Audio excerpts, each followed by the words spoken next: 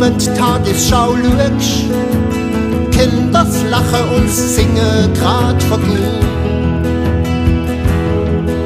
Zerstörung, Unterdrückung, Krieg, Elend, Betrug, scheint die Menschen wären niemals klug.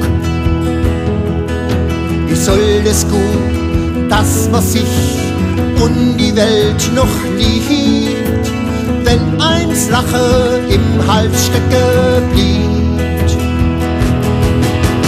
Trotzdem will er mal lachen und singen, denn das hilft uns in unserer Not. Wie soll uns sonst noch ein bisschen Spaß gelingen, wenn alles der Bach untergeht?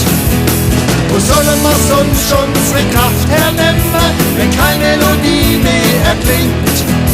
Wie sollen wir uns sonst gegen den Wahnsinn stemmen, wenn keiner mehr lacht und singt?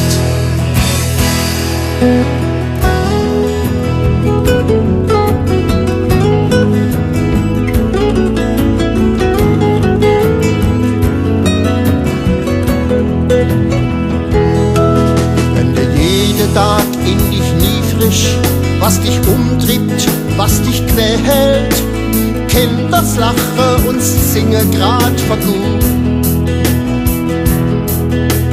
Mobbing, Terror, Ignoranz, Hass und Glaubenskrieg, dort drauf passt keine Freudenmelodie. Wie soll man da noch schöne Themen und schöne Wörter dichten, eine Musik finden, um uns und euch aufzurichten? Und trotzdem will er mal lachen und singen, denn das hilft uns in unserer Not. Wie soll uns sonst noch ein bisschen Spaß gelingen, wenn alles der Bach untergeht? Wo sollen wir sonst schon unsere Kraft hernehmen, wenn keine Melodie mehr erklingt?